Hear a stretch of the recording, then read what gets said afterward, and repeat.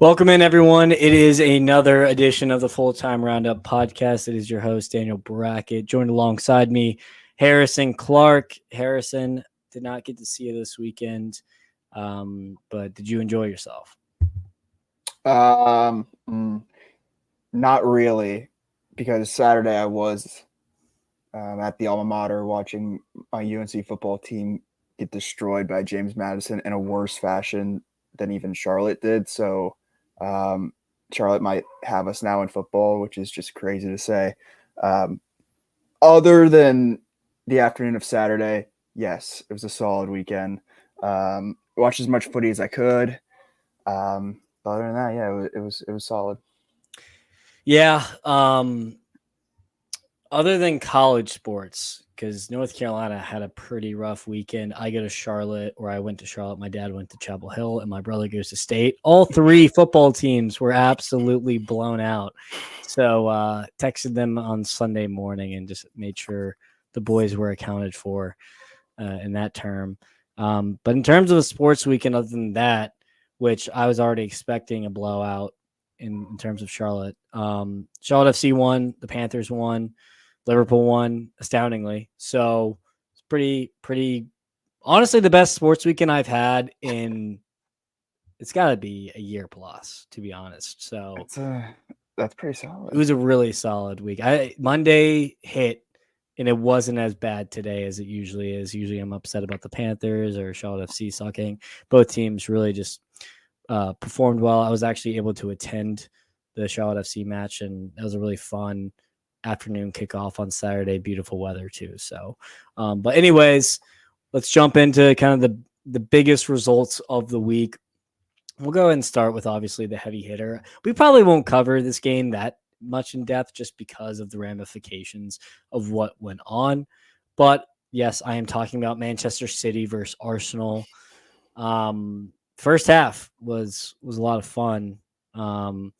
Holland opens up the scoring with a Savinho assist, and then Ricardo Calafiori with an absolute banger with his left foot to tie it up. Arsenal then score off a corner and make it 2-1, and then Leandro Trossard sent off, the second Arsenal player sent off in, 2 games for kicking the ball after the foul. Just completely took the wind out of the sails of the game. Second half was basically unwatchable. And of course, Manchester City get their equalizer late with a goal from John Stones. Harrison, who else? Other than blatant, horrifying refereeing, of course, going to City's favor. What else did you kind of notice in this match? I guess I didn't think it was going to be this high scoring. I mean, they came out of the gates flying. Obviously, Holland, that first goal, the seas just kind of parted for him. What a ball, something that you really good ball, but it's something that you don't normally see from Gabriel and Saliba, who are so locked down at the back. And to be fair to them, I mean, the second half, they defended unbelievably. City obviously had the ball the entire time since Arsenal were on 10 men, but Arsenal, until literally the 98th minute, defended hard. And then they switched off. They switched off for a second, and City decided to take the corner short. Grealish walks in, and you knew that it was going to be a problem when they were that close inside their own box. And Stones buries the rebound. I guess from the refereeing standpoint, again, like, they just got to be consistent. Again, like, if they're going to do it 2 games in a row, they got to do it for all the teams. They got to do it for everybody. It's hard for me to kind of fathom that in a game of this magnitude that they would give a second yellow for that, especially when he kicked the ball as close to when the ref blew the whistle. It looked like he was legit playing like the through ball. Like it was like right after the ref blew the whistle is when he kicked it. Like, I thought it as close to it as it was that maybe he would get away with that. But I kind of feel bad for Arsenal, honestly, because obviously they had a 2-1 lead at the time. Fiori's goal was gorgeous, and he could be a serious problem if Arsenal, and it looks like they probably will starting him at left back now. But other than that, I guess both teams get a point here. City obviously would have loved to take advantage with the 10 men, but I feel a little hard done for Arsenal. Yeah, the red card was showing shades of RVP back in the Champions League final days when he went on the counterattack and shot after the play was blown dead and got sent off. I think that was against Barcelona. Pretty sure it was the Champions League final. So, I mean, like you said, with this magnitude, probably the best game of the weekend. Of course, it's ruined in the first half. Just really annoying. Like you said, Ricardo Calafiori. I mean, the guy's a center back, kind of a left back, but if you've looked at his resume, he scores absolute bangers when he scores. And he scored some nice ones at Bologna last year, scored some good ones before. I think it was for Roma as an academy kid. So super impressed with him. The only thing I'll say, I'm just not big a fan of Arsenal or Mikel Arteta. Just like the fact that Mikel just trots out there and plays 4 center backs as his back line. Yeah. It's just diabolical. I mean, Calafiori, Gabriel, Saliba, and Ben White as your back 4. Timber started. Timber as well. Timber started. Yeah, I'm just saying, like, that's 4 center back or 5 center backs, I guess, you've employed in one game. It just doesn't.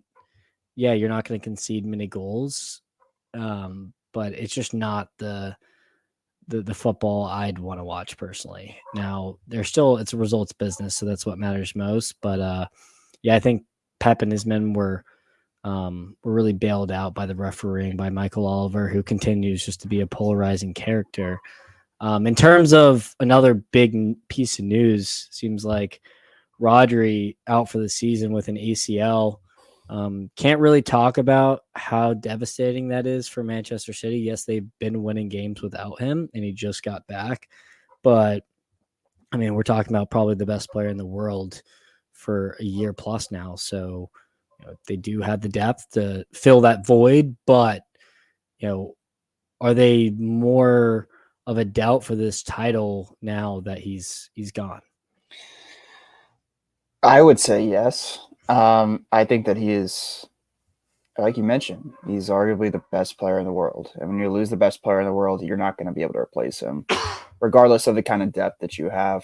Can Kovacic do a job in there? Yeah, probably. We've seen John Stones play 6 before. He'll probably have to do that some too. Rico Lewis season. Pick him up in fantasy. Put him in there. The Gundogan signing for the midfield looks like it's going to be even more impactful than we thought it would be. Even though he's getting starts right away.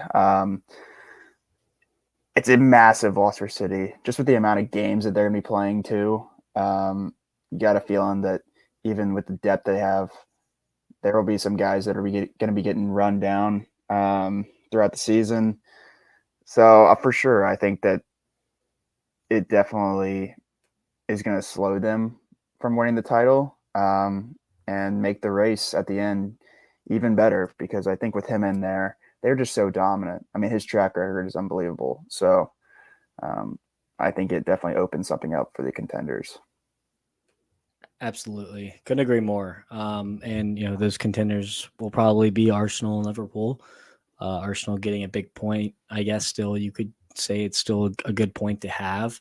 And then in terms of Liverpool, they just absolutely wiped the floor with Bournemouth. It was over in the first half. So, pretty pleased with how Liverpool looked this weekend, no doubt. The other, probably the biggest other result that I saw that I'd like to talk about is Spurs played Brentford, and it was on my card. We talked about it in depth, but I really liked Brentford in this matchup. And I mean, it was the best case scenario start as they scored within like 3 minutes. First minute. First minute. Yeah, I couldn't remember how early it was, so I went with the conservative 3 minutes. But Good yeah, no, call. that game was a really fun watch. Just both teams just so wide open. I want to read you a stat here, Harrison. Sure. I love stats. Tottenham rankings, average possession first in the Premier League, crosses first, passes into penalty area first, shots on target first, touches in the final third first, placement 10th. So the numbers aren't adding up here. Obviously, I think you should trust the process with Ange in winning this game. And the game midweek against Coventry is just so big for morale. So big. Because the goal, they just couldn't find the back of the net, but they've been playing well. And so they tied or lost this game to Brentford. I think, fans would start to turn a little bit. And I'm glad that Ange was able to get a good result here and maybe install some confidence in the boys. Yeah, for sure. I mean, I'm sure the thinking from the fans was extremely negative right away. I mean, you score a minute, or Brentford scores a minute into the game, and all of a sudden it's like, dear God, what is going on? But I mean, they righted the ship the rest of the way, and I think that Dominic Solanke being in there is going to be so crucial for Spurs. Mm-hmm. I mean, you mentioned all the stats, like they can't finish in the box, and you get to implement one of the best strikers in the Premier League back in there, and he gets his goal, his first for Tottenham. Opened his account. These Premier League strikers are streaky, like we've mentioned. So, yeah, I mean, look at Nicholas Jackson.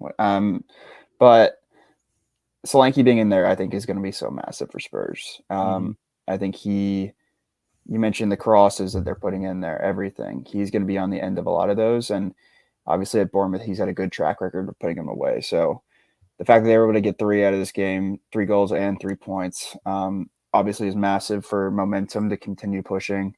They needed this win. So well done, the Spurs. You know who also opened their account? Brennan Johnson. Big game for him. I'm a big fan of his. And I think him too. Him kind of getting off the board. I also like Kulusevski starting in midfield. Spurs just attacking wise just showed that a little bit more quality. James Madison obviously had a goal, which was big after a good season. So, even with an off day for Sonny, 2 assists, not too bad. He should have had himself a goal. And, you look at the score and it's 3-1 and you're probably like, okay, that's about right. I mean, I would say that Brentford and Spurs both had numerous opportunities. Spurs, though, had more. Their XG was at 3.5, 23 shots total, 10 shots on target.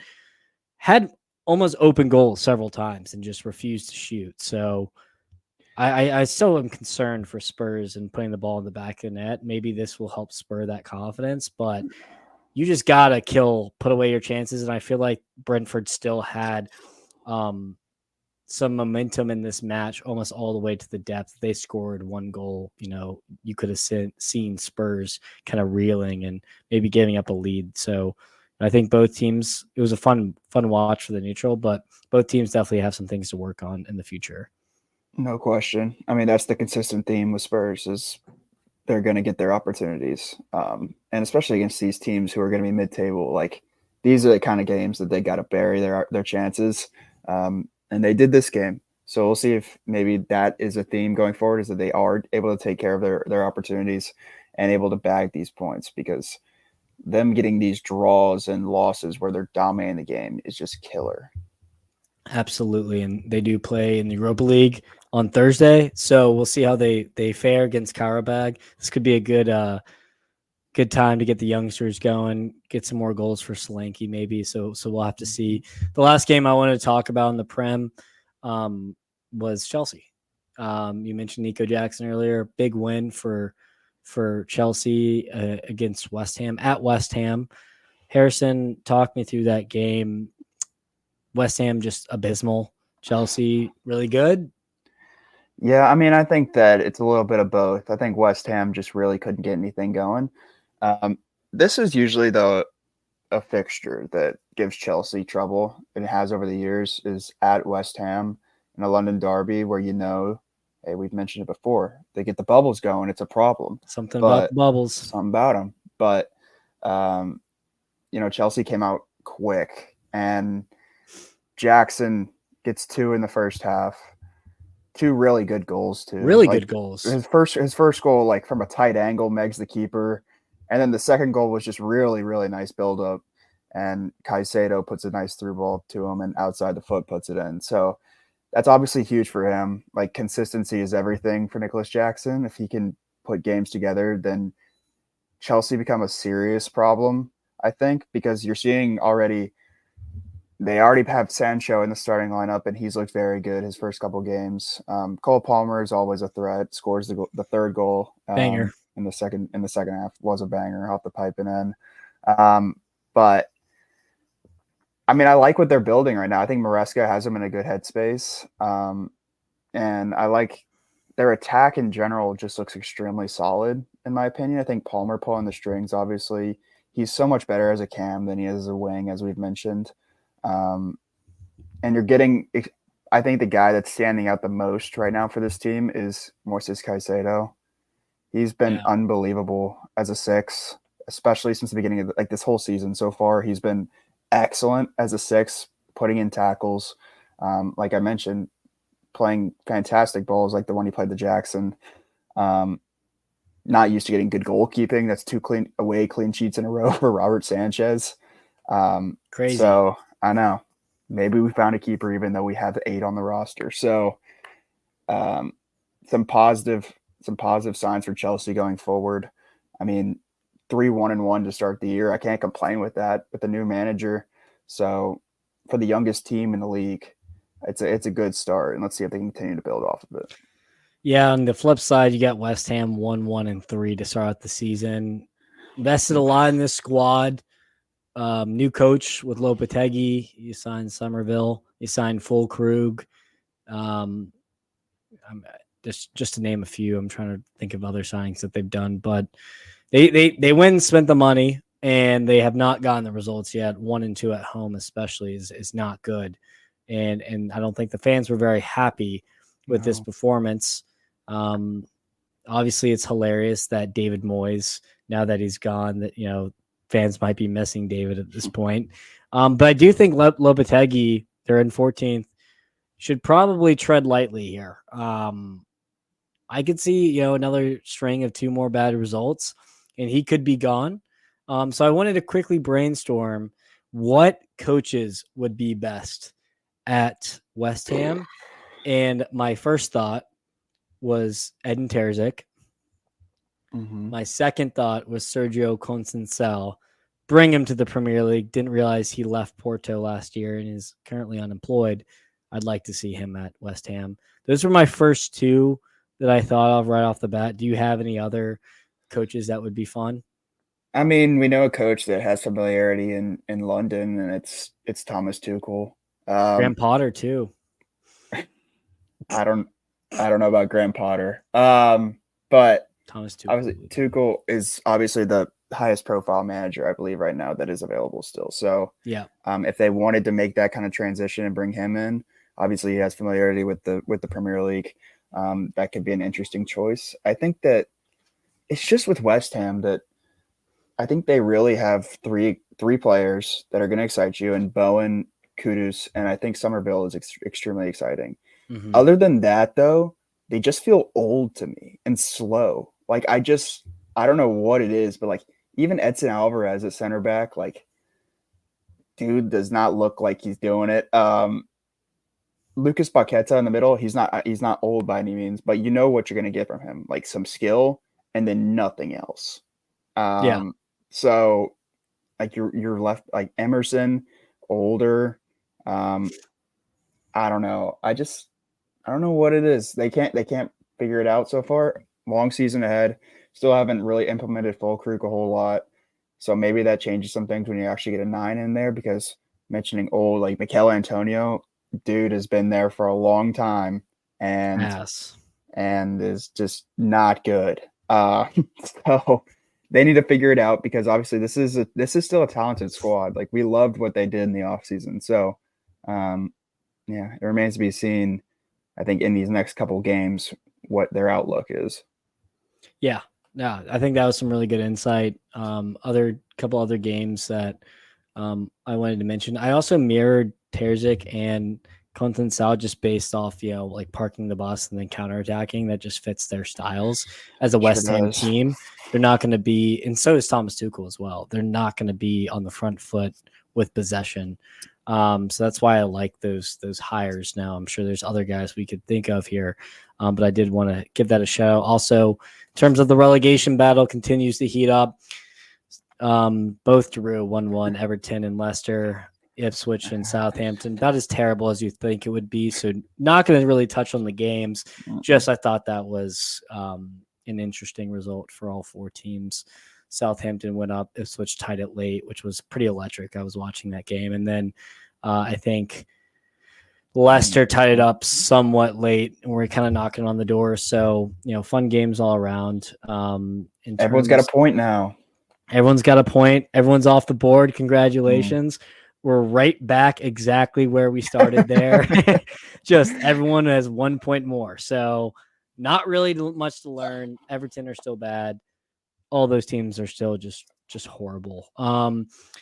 Bundesliga, biggest game. And I'll go with, my guys, Leverkusen. Dramatic game over Wolfsburg, 4-3. They went down, I think it was 2-1. Or no, 2-1? 3-2? 3-2. 3-2 They're up at half. 2-1 and down 3-2. Yeah, just a dramatic roller coaster game. And then comes back, and of course, you guessed it, a 93rd minute winner.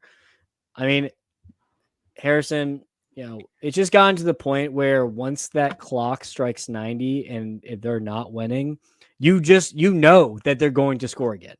Like you actually, in the heart of hearts, you're like, there's no way this game ties.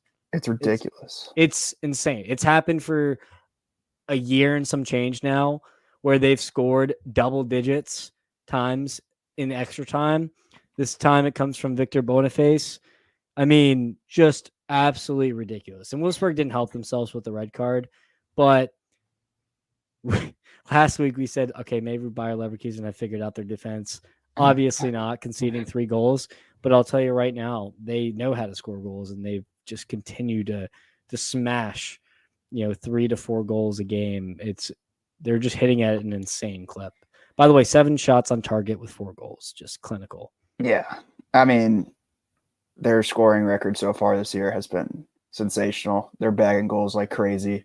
I think that, like we hinted that maybe their defense was figured out. Maybe that's more of a indictment on Feyenoord hasn't figured it out after Arne Slot. Like, they're just not good. Oh, they're not good at all. Yeah, they're bad. They're bad. And the Eredivisie is bad, and they're like still 6th. So yeah, this game, I knew once Wolfsburg got the red and the game was tied, I was like, oh my God, they're gonna score again. So you just get that gut feeling with them. It's crazy. Like, and it's almost like I expect it now. I just expect them when the game is either tied or they're down a goal that they will score and in stoppage time. So for those live bettors out there, if you haven't hopped on the trends already, I mean, that's a pretty good one. But yeah, they're crazy to watch, man. Yeah. 3 games in a row with 4+ goals scored. Pretty ridiculous. Florian's going pretty good right now. Florian is just on fire. He's had 4 goals and 1 assist just in the Bundesliga alone. That's not even including his 2 goals against Feyenoord. I do think that the defense is you get rid of Kosunu, who is an integral part. This guy named Beloshan, he's 19 years old. He hasn't exactly had a great start. Hincapié hasn't. He's been okay. So, I mean, I'm sure that once they have more continuity, this team will look better. They honestly played like a B lineup. They did. Cause after they rested Andrik and rested Frempong and rested Terrier and Boniface. Yeah. So I guess they did win with a B lineup, which was still pretty impressive. But they're just continue to be, really fun in terms of the story. They just got Palacios back too. I mean, they're just stacked. They're gonna have to sell mean, someone at some point. But the other game that I wanted to talk about, Stuttgart versus Dortmund. Stuttgart absolutely humiliate Dortmund. I was with a Dortmund fan, and they were not happy. Guirassy scores against his former side, but at what cost to get beat by 5? Undav, the guy who kind of replaced him as the main man, scores 2 goals. And Dortmund just defensively were an absolute nightmare. Absolute nightmare. This game was over before it even began. And Sahin is given kind of a reality check here after their win against Bruges. Schlotterbeck at left back, pretty interesting there. Did not have a good game. I'm trying to think of what else to think of. Lucas Nemecha got injured, not Lucas. Felix Nemecha got injured in this game, so obviously not great. And we're seeing some terrorism tactics here. This is 2 weeks in a row we've seen Sabitzer start on the right wing. Please make it stop. JMB has come off the bench and scored or assisted in 2 games in a row. Give him the start. I was literally about to say the exact same thing. Why the hell is this kid not starting? It's crazy. I mean, certainly a reality check. It is funny that the 2 wingmen for Stuttgart last year put 3 in the back of the net. But it's just that's a tough one for Dortmund. Like you squeak by Bruges in the Champions League, and then you get pumped by Stuttgart at their place. Like, not the most ideal week, in my opinion, for them. So we'll see if they can bounce back. I don't even know who they play next, but I think they played Bochum. Big bounce So, back game, you expect them to lay the hammer down, I would say, on Friday when they do play them. But Stuttgart, again, you got to give their props. Like, they've looked very good to start this season. I mean, their performance, I keep going back to it, is at Madrid was so impressive. They were in that game. Honestly, should have gotten more from that game, even though they did end up losing 3-1. They were the better team. So, super impressed with them. Both of them kind of a middling start, I would say, but they'll both be in contention for the top 4, obviously, at the end. Yeah. In terms of a team that should probably be in the top 4, but are not, they're 5th now. RB Leipzig tie St. Pauli away from home. And, we got rid of one coach who just infuriates me all the time, which was Terzic. And I cannot believe that Leipzig in 2024 are still sticking with Marco Rose. You have Benjamin Sesko, you have Xavi Simons, you have Openda. You got all these guys in midfield who are like really bright prospects. Nusa just was signed. Silva. I mean, you have a ton of players, and you're telling me you can't put one against a newly promoted side, and they also dominated you in XG, and honestly, in the match probably had the better chances. Just ridiculous. And I know that they did. Did they lose to Atletico? Did they tie? They lost. They lost. So, and then before that, they tied Union Berlin. So, I mean, I don't just call for people's heads after a couple bad results usually, but I'm just pretty tired of this experiment here. I need to see some fresh blood in terms of a coach at Leipzig. I can't watch them much longer. They're having some trouble. It's a fun team. They're having some trouble in front of net right now. Not putting the ball in the back of the net, which is something you don't typically hear for a Leipzig team. A rare start for Poulsen. I'm guessing Rose was like looking for something. And Openda came off the bench. He ain't it. Yeah, no, I'm sorry, but Poulsen is not that guy anymore. Never was. Like, you listen, like, their last 5, they've scored 0. They scored 1 against Madrid, 0-0 against Berlin, like you mentioned. They scored 3 against Leverkusen, but we know that they are just not good defensively right now. And then they beat Bochum 1-0 to start the year. Offensively is a problem with with Leipzig. So we'll see if they can figure it out. Like, I just don't like Sesko, I think, has a very bright future, and I think Openda is very good. And obviously, Xavi is excellent. Other than that, though, the squad, I honestly am not that high on. It would probably be a different story if Openda was lighting it up already, like he was last year. I would probably honestly just like start glazing him, but I don't know, man. They just can't score, and it's hard for me to back them in any game when they can't put the ball in the back of the net. Yeah, it's just And bad. they don't create a lot of chances too. Like in this game, they really they were the worst side. Probably could have lost. This was a wide open game too. I watched majority of this game. It was wide open end to end too, and they just like struggled to create. It's just not good. Bayern, of course, just are blowing teams out. They blew Werder Bremen out. Kane with another goal to assist. He's that's 8 goals in 3 games. He's cooking. 10 goal involvements at least in 3 games. Olise 2 goals, 2 assists. He's loving life in the Bundesliga.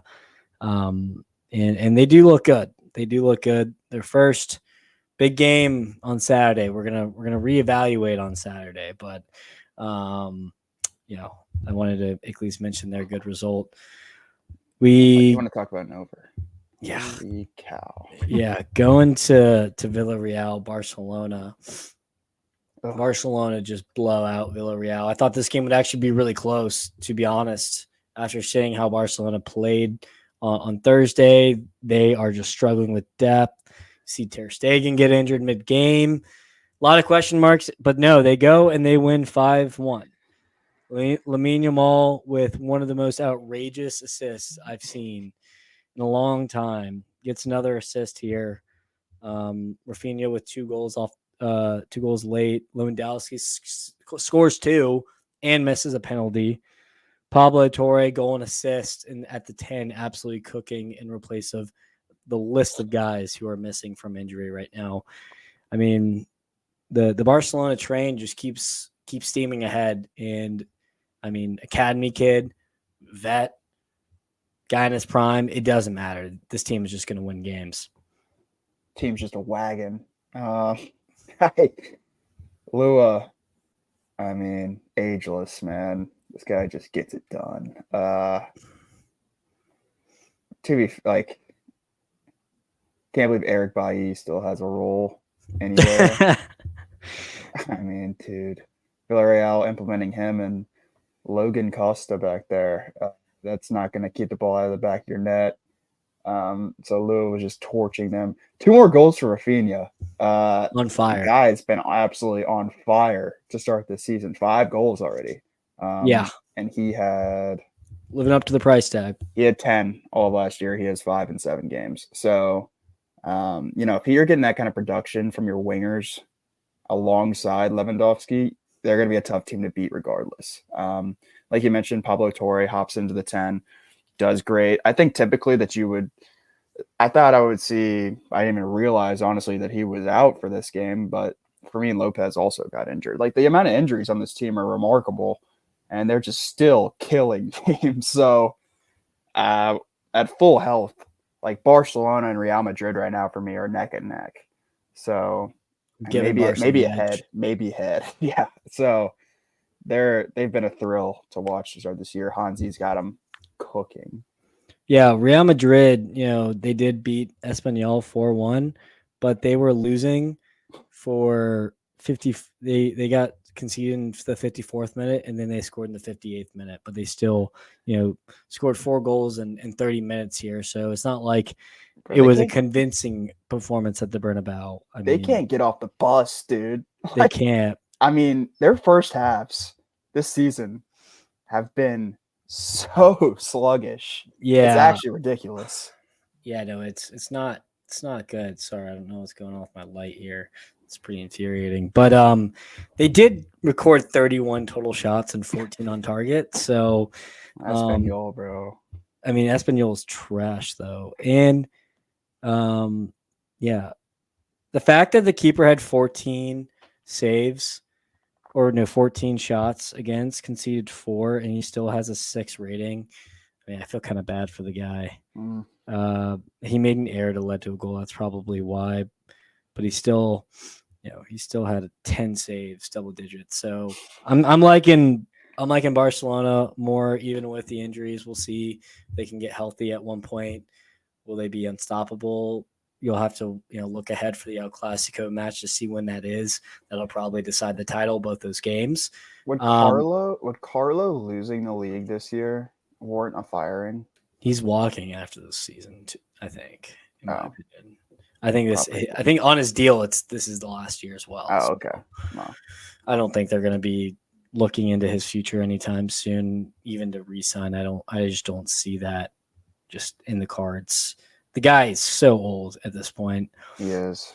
So last week in September, the Madrid derby plays, and then they play October 27th as El Clasico, the first one. So, two huge results. We'll see what Real Madrid can do if they can, get back to their old ways. But we'll have to wait and see. In terms of Italy, we saw the Milan derby. I think we both tipped Inter Milan to win this one, but no, AC Milan win late. Great goal. Scored late. Pulisic opens the scoring again with another nice goal. He's the best player in Italy right now, hands down. That goal was so sick. Oh, wait, sorry to go back to Barcelona. Mm-hmm. Ter Stegen out long term. Is it Diego Cochin's season? He's the third string goalkeeper, U.S. national. I think he might beat Inaki Pena out for the first spot. That would be exciting. This would be exciting. I just wanted to mention that. Keep your eye on if he's going to beat out Inaki Pena. I doubt he will, but it could happen. Going back to Milan derby. AC Milan, this game was wide open. Rafa Leao kind of dropped a stinker, and they still won too, which is crazy. Pulisic is being the player that people want Leao to be. And, for a U.S. fan, that's very exciting. It's also big as I did tip Napoli to win the Serie A, and your Inter are in sixth place, right? So, yes, Torino are in first place with 11 points right now, which is nuts. But Napoli are second and 10, and Juventus and Inter and Milan are right behind. So, Milan, Fonseca saves his job, probably. Inter continue to have a little hangover from last season. Yeah, still haven't really kicked it into gear yet this year. That Pulisic goal, dude, guy's special. Oh my god, just took on the whole team for no reason. He very easily could have just slowed up and played a ball if he wanted to, but he took it almost from the edge of the circle from midfield, took on three different guys, splits the center backs, and tucks it away. That goal kind of gave me chills. I'm not going to lie. Huge result for AC Milan. Manager literally saves his job, in my opinion. So the fact that I was not expecting that at all. No. That they were able to walk in there and pull out 3 points. I thought a draw would be a good result for them. And they walk away with 3. I'm sure Inter feels a little defeated after that. But maybe this kicks Inter into gear. Wakes them up a little bit. Yeah. You look at the table and they're in 6th to start the year after being in first literally all of last year. With a 15-point gap, too. Yeah. I'm sure their fans are probably letting them know, too. You lose the Milan derby at home, that's not going to go over super well. I wouldn't be shocked if Inter just started torching teams. Mm-hmm. No, I think that's some good insight. Other results: Juventus tied Napoli. I was told this stat, so I'm going to go fact check this real quick. But I don't think I don't think Juventus have conceded a single goal all season yet. Not in Serie A. Yeah, other than PSV. Yeah. They conceded 1. And that was a garbage time goal. Yeah, have not conceded a single goal. They kept Napoli at bay here. It was a good game. 8 shots for each team, 1 shot on target for each. So this was an ugly game. Exactly but how I thought. Really, really good. I don't know, just really good result for both teams. I'd argue. Probably better for Napoli than Juventus, but I'll take it. Yeah, I'd say that Juventus probably would like the 3 at home more true. so. Napoli are good though, especially against Conte. They know how good Conte can be. Yeah, Firsthand he's experience. coming back to Juve, just doing his thing, getting his boys points. How he rolls, man. Kind of how I expected though. Like Mata was going to shut it down. Like you mentioned, no goals conceded in Serie A so far, which is a very good sign for this Juventus team, who before the year we had like zero expectations for. They're kind of proving us wrong right now. Big time. But I would say for sure if you're going to pick a side that would be more happy with this result, it would be Napoli. Yeah, and then last result, Roma get back on track with a big win against Udinese. Fired De Rossi, like I mentioned last episode, they win 3-0. Dubovnik, Dybala, and Baldonzi all scoring. So we'll see. They have a really big test midweek, so we'll see if the good vibes continue. But good to see that a team that I liked a lot to start the season is kind of getting back on track here. In terms of other big results, don't really see much for midweek. We do have Europa League, as well as the U.S. Open Cup final. LAFC plays Sporting Kansas City. I think we can both agree that LAFC should win that game, but they have not been playing well. No. So I think this is honestly the best time you could ever be playing LAFC for Sporting Kansas City. So we'll see how that game unravels. Columbus play Club America at home for the Campeones final. That I just fully expect Columbus to win on U.S. soil. So they're so good, man. Definitely would take a look at that. And then, got some good Europa games. We're going to give some picks here. Last week, Harrison went 3-2-1. I went, oh my gosh. I'm just running it.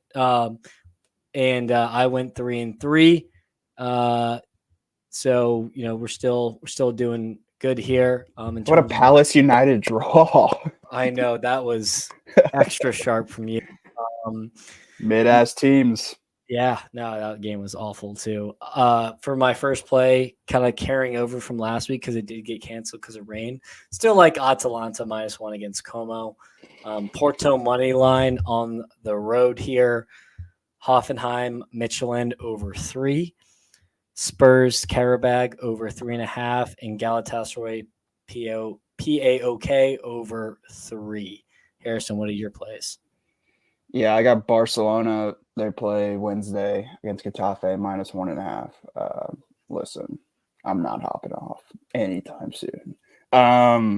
Even though it is kind of it's just whatever. I say short week, but every week is a short week now in soccer. Yeah.